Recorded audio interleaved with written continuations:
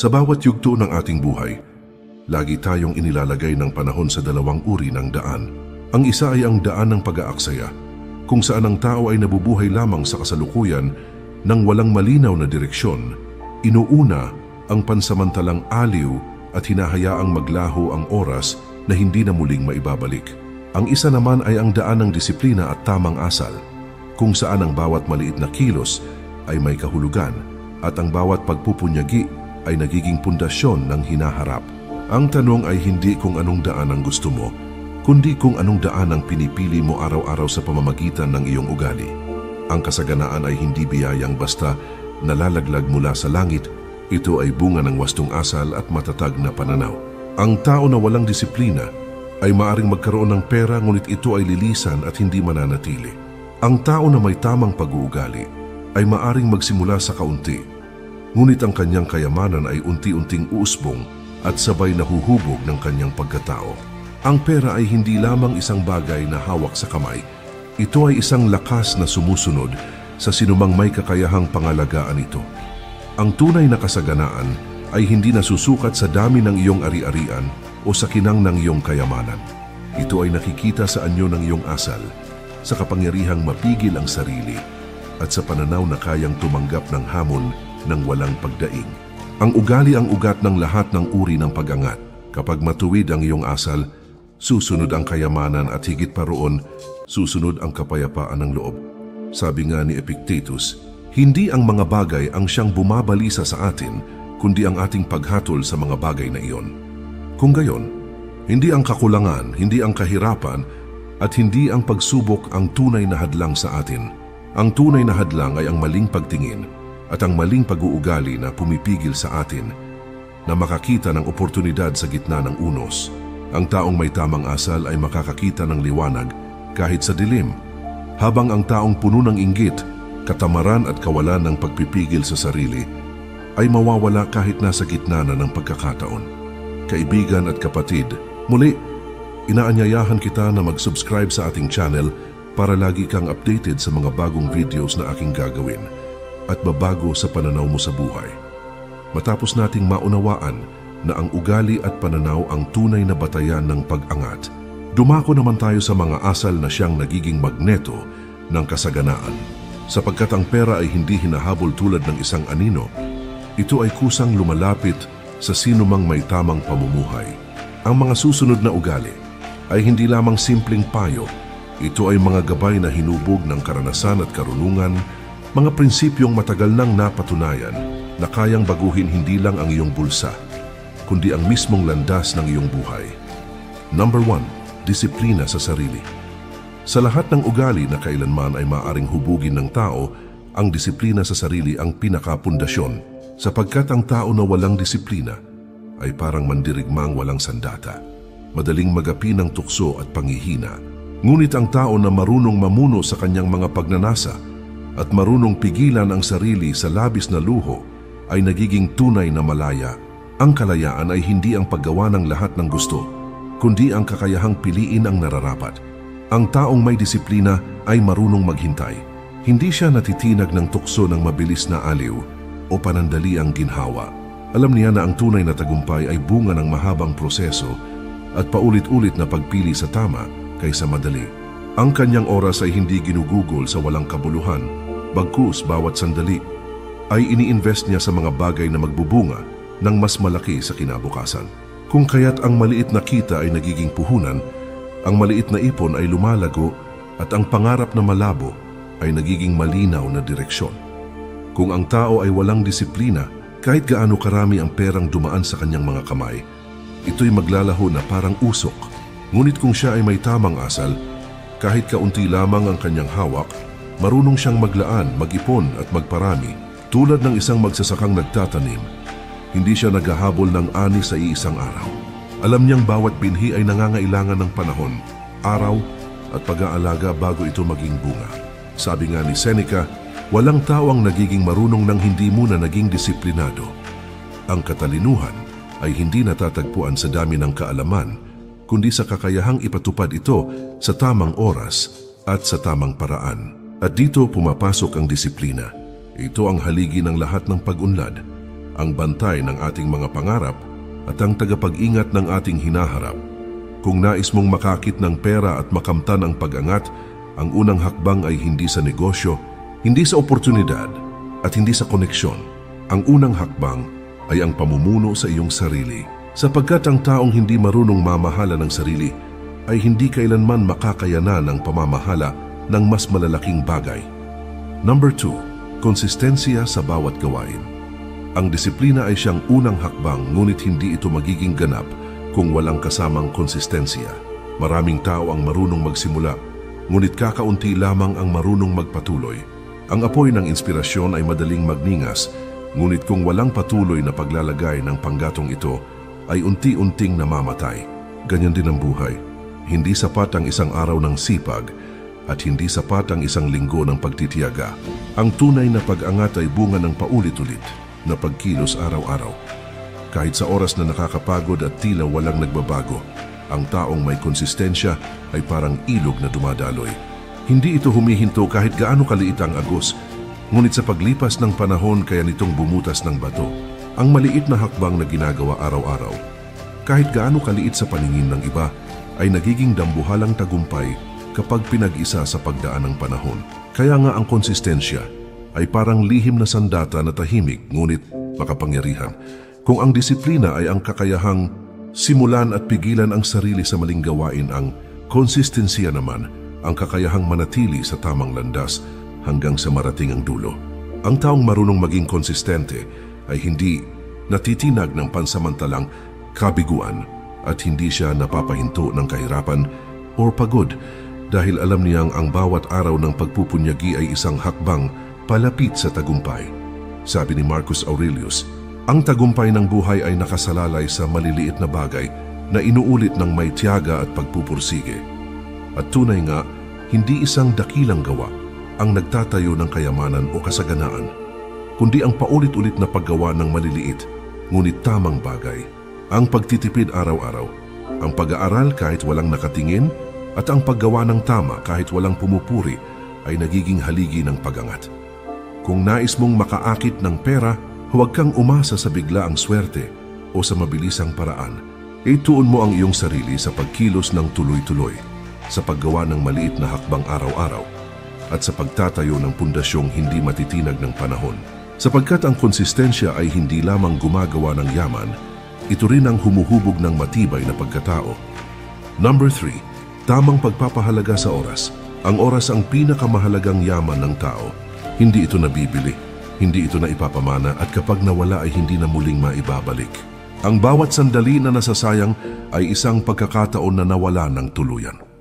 Maraming tao ang nag-aaksaya ng oras sa walang kabuluhang gawain, sa mga bagay na walang silbi, o sa palaging paghihintay na may susunod na pagkakataon. Ngunit ang tao na marunong magpahalaga sa oras ay nagiging malaya mula sa pagkakakulong ng kawalang saysay at natututo niyang gamitin ang bawat minuto upang hubugin ang kanyang buhay at hinaharap. Ang mga mayamang tao at matagumpay na individual ay hindi nagiging ganito dahil sa swerte lamang. Ang kanilang sikreto ay ang kakayahang tingnan ang oras bilang kayamanan. Ang bawat oras ay isang pagkakataon. Bawat sandali ay isang butil na pwedeng maging pundasyon ng malaking tagumpay. Ang taong marunong maglaan ng oras para sa pag-aaral, pagpapalago ng kaalaman, paggawa ng plano, at pagkilos ay siyang tunay na may kapangyarihan. Ang bawat hakbang na ginagawa niya, kahit maliit, ay nagiging hakbang patungo sa pag-abot ng kanyang pangarap. Kapag hindi pinapahalagahan ang oras, ang bawat hakbang ay nauuwi sa walang saysay na pag-ikot. Ngunit sa tamang pagpapahalaga, ang bawat kilos, bawat plano at bawat desisyon ay nagiging bahagi ng mas malaking larawan ng tagumpay. Ang oras ay hindi lamang instrumento para sa yaman. Ito rin ay guro na nagtuturo ng disiplina, konsistensya at malinaw na pananaw sa buhay. Sabi ni Seneca, hindi natin kontrolado ang haba ng ating buhay, kundi ang paggamit natin sa oras na ibinigay sa atin. Ang kasabihang, ito ay paalala na ang buhay ay hindi lamang sinusukat sa dami ng taon kundi sa lalim at kabuluhan ng bawat sandaling ginugol. Ang bawat minutong ginugol ng may layunin ay hindi nasasayang. Ito ay nagiging hakbang patungo sa kasaganaan, kaalaman, at tunay na pag-unlad. Ang tamang pagpapahalaga sa oras ay hindi lamang nakakatulong sa pag-akit ng pera, kundi sa paghubog ng pagkatao. Ang isang tao na marunong maglaan ng oras para sa mahahalagang bagay ay mas matatag sa harap ng pagsubok, mas malinaw sa paggawa ng desisyon at mas maayos sa pagbuo ng plano. Ang kanyang buhay ay isang maayos na orkestrasyon ng mga hakbang kung saan ang bawat kilos ay may dahilan at ang bawat sandali ay may halaga. Kung nais mong makaakit ng pera at makamtan ang tunay na pag-angat, magsimula sa pagpapahalaga sa oras. Gamitin ito sa tamang paraan, iwasan ang pagpapaliban, at ituon ang lakas sa mga gawaing magbubunga sa hinaharap. Sapagkat ang bawat minutong ginugol ng wasto ay hakbang patungo sa yaman, kasaganaan at kapayapaan ng isip. Sa oras na ito ay pinapahalagahan. Ang pera at tagumpay ay hindi lamang darating. Ang buhay mo ay magiging mas makabuluhan at may direksyon. Number 4. Pagiging responsable sa sariling aksyon. Ang tunay na kapangyarihan sa buhay ay nagsisimula sa pagtanggap ng buong responsibilidad sa bawat aksyon. Ang taong laging nagbabalik ng sisi sa iba, sa pagkakataon o sa swerte, ay tulad ng barkong lumulutang sa dagat ng walang timon. Walang direksyon ang kanyang buhay at ang kanyang yaman ay madaling mawala. Ngunit ang taong marunong tanggapin ang pananagutan sa kanyang desisyon at kilos ay may kakayahang hubugin ang sariling kapalaran. Ang responsibilidad ay hindi lamang tungkol sa mga malalaking bagay o sa mga mahahalagang desisyon. It vital ticket to sa Mount Waiter sa bawiwat kilos at sa bawiwat pagpili.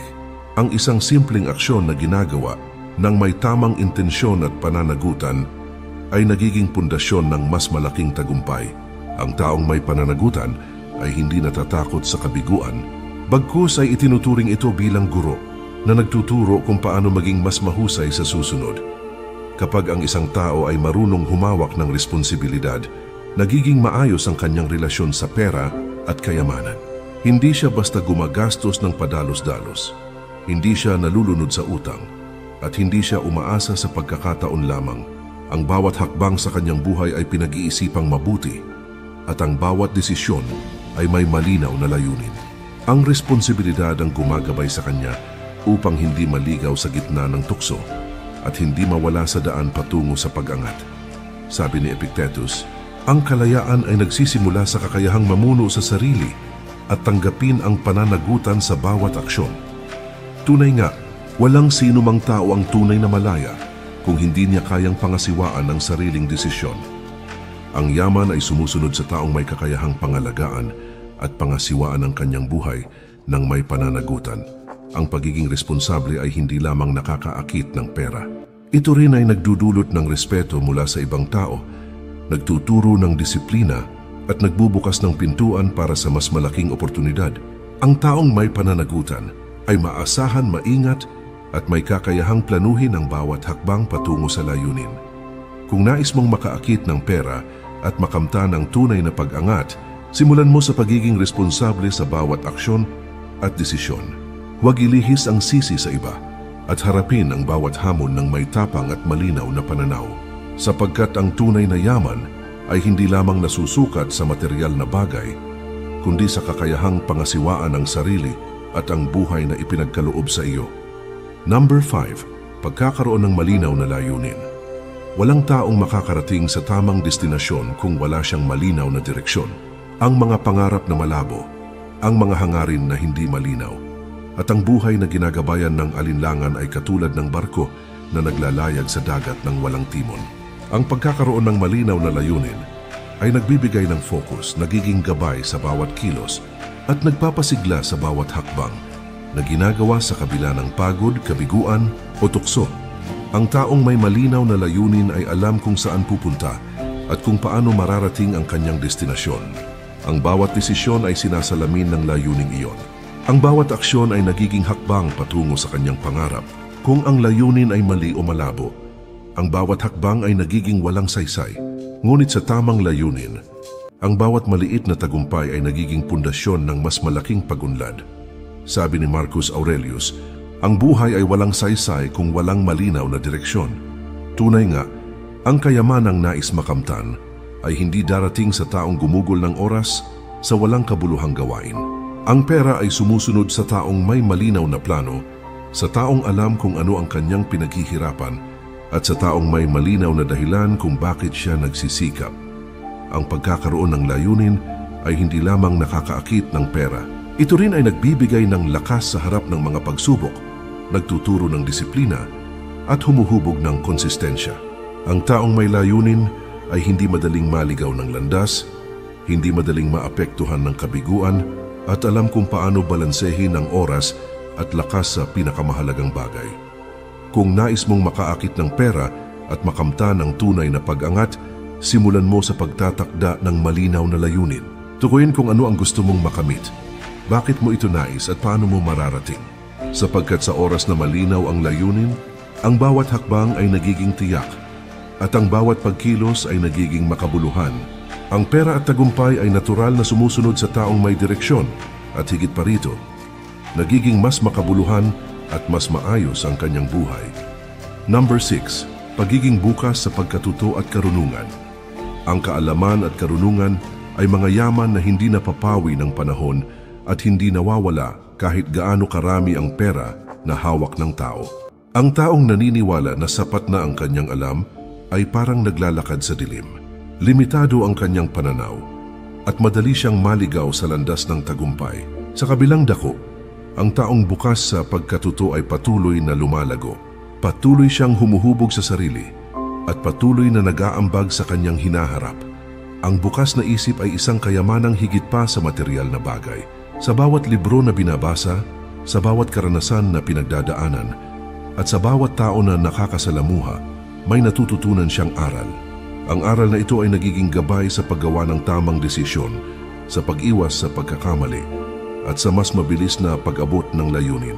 Ang tao na patuloy na nag-aaral at naghahanap ng kaalaman ay parang magsasakang palaging nag-aalaga ng kanyang lupa. Alam niyang ang bawat butil ng aral ay magiging bunga sa tamang panahon at magdadala ng masaganang ani sa hinaharap. Ang bukas na pagkatuto ay hindi lamang tungkol sa karunungan ng isip, kundi pati na rin sa pagpapalawak ng puso at karakter. Ang taong bukas sa karunungan ay marunong makinig, marunong tanggapin ang kritisismo at hindi natatakot harapin ang kabiguan bilang bahagi ng pagkatuto. Sa ganitong paraan, ang bawat karanasan, mabuti man o masama, ay nagiging hakbang sa paglago at tagumpay. Sabi ni Seneca, ang hindi nag-aaral ay hindi humuhubog sa sarili at palaging alipin ng kanyang sariling kamangmangan. Tunay nga, ang kamangmangan ay hadlang sa kayamanan at kasaganaan. Ang kaalaman at karunungan ay sandata na nagbibigay kapangyarihan sa tao upang gumawa ng tamang desisyon, harapin ang hamon ng buhay, at lumikha ng oportunidad sa halip na umasa sa swerte o pagkakataon. Ang taong bukas sa pagkatuto ay hindi natatakot humingi ng payo o tanggapin ang gabay ng iba. Alam niyang ang tunay na kayamanan ay hindi lamang pera kundi ang kakayahang gumawa ng tamang hakbang sa tamang panahon. Ang kanyang utak ay patuloy na hinuhubog at ang kanyang puso ay patuloy na lumalawak upang yakapin ang aral ng buhay. Ang mga aral na ito ay hindi lamang nagbubukas ng pinto sa yaman kundi humuhubog din ng pagkatao na may kakayahang mamuno sa sarili at gumawa ng matalinong desisyon sa bawat aspeto ng buhay. Kung nais mong makaakit ng pera at makamtan ang tunay na pag-angat, simulan mo sa pagiging bukas sa pagkatuto. Mag-aral ng walang sawang pag-usisa, humingi ng karunungan sa mga may alam, at yakapin ang aral mula sa bawat karanasan. Sapagkat sa oras na bukas ang isip at handa sa kaalaman, ang yaman at kasaganaan ay natural na sumusunod, at ang bawat hakbang ay nagiging mas matatag at mas makabuluhan. Ang buhay ay nagiging mas malinaw, mas maayos, at ang bawat kilos ay may direksyon at layunin na hindi matitinag ng panahon o ng tukso. Number 7. Pagiging maingat sa pananalapi. Ang pera ay isang instrumento, hindi ang sukatan ng halaga ng tao. Ngunit tulad ng anumang instrumento, kung hindi ito gagamitin ng maayos, maari itong maging sanhi ng pagkasira at problema. Ang taong walang pag-iingat sa kanyang pananalapi ay parang mandaragat na walang mapa at timon. Madali siyang maligaw, malulunod sa utang, o mawawala sa tamang landas patungo sa kasaganaan. Ngunit ang taong marunong maging maingat sa pera ay may kakayahang gabayan ang kanyang buhay sa direksyon ng pag-unlad. Ang pagiging maingat sa pananalapi ay hindi nangangahulugan ng pagiging matipid lamang. Ito ay ang kakayahang planuhin ang bawat gastusin, timbangin ang bawat desisyon, at ilaan ang bawat yaman sa tamang paraan. Ang tao na may ganitong ugali ay marunong maglaan para sa kinabukasan, mag-invest sa tama, at magtipid sa halip na mag-aksaya. Sa ganitong paraan, bawat sentimo na hawak niya ay nagiging hakbang patungo sa mas malaking kayamanan. Ang pananalapi ay isang test ng disiplina at konsistensya. Kung hindi ka marunong pamahalaan ng pera, kahit gaano karami ang dumaan sa iyong mga kamay, ito ay lilisan at mawawala. Ngunit ang taong may tamang ugali sa pera ay nagagamit ang kanyang yaman bilang kasangkapan para sa mas malaking layunin. Nakikita niya ang pera hindi bilang isang layunin, kundi bilang kasangkapan upang lumikha ng mas matibay na pundasyon sa buhay. Sabi ni Seneca, hindi ang dami ng pera ang mahalaga, kundi ang karunungan sa paggamit nito. Ang tunay na kasaganaan ay hindi nasusukat sa kung gaano karami ang hawak, kundi sa kung gaano kahusay ang paggamit at pamamahala sa yaman na mayroon ka.